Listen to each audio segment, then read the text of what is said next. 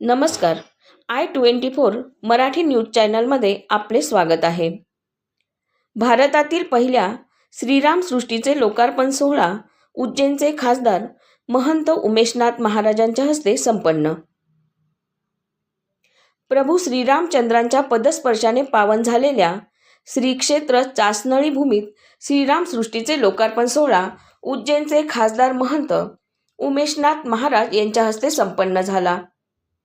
वाल्मिकी रामायणात उल्लेख असलेल्या कोपरगाव तालुक्यातील श्री क्षेत्र चासनळी येथील श्रीराम सृष्टीत 21 फुटी प्रभू रामचंद्रांचे धनुष्यधारी शिल्प 16 फूट उंच चौथऱ्यावर उभारण्यात आले आहे. या शिल्पाच्या उद्घाटन समारंभात खासदार महंत उमेशनाथ महाराज आणि महामंडलेश्वर शिवानंद गिरीजी महाराज यांनी लाखो भाविकांच्या समवेत विधिवत पूजा करून लोकार्पण केले. या श्रीराम सृष्टीमध्ये प्रभू रामचंद्रांच्या जन्मापासून तर शरयू नदीमध्ये जलसमाधीपर्यंत रामायणातील सर्व प्रसंग असलेले 42 शिल्प दुसऱ्या टप्प्यात उभारण्यात येणार आहे. गोदातीरी शरयू घाट, यमुना घाट, गंगा घाट, कावेरी घाट असे 500 फुटांचे 4 घाट उभारण्यात येणार आहे. भव्य श्रीराम सृष्टीच्या पहिल्या टप्प्यातील प्रभू श्रीरामचंद्रांचे 21 फुटी शिल्प आणि मारीच राक्षसाचा वध असे 2 शिल्पांचे उद्घाटन झाले आहे. दुसऱ्या टप्प्यात रामायणातील घटनाक्रमाप्रमाणे देखावे शिल्प उभारण्यात येणार आहे.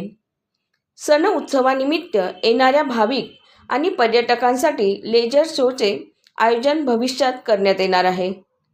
तसेच विद्यार्थ्यांना रामायण या विषयावर अभ्यास करण्यासाठी रामायण रिसर्च सेंटर उभारण्यात येणार आहे.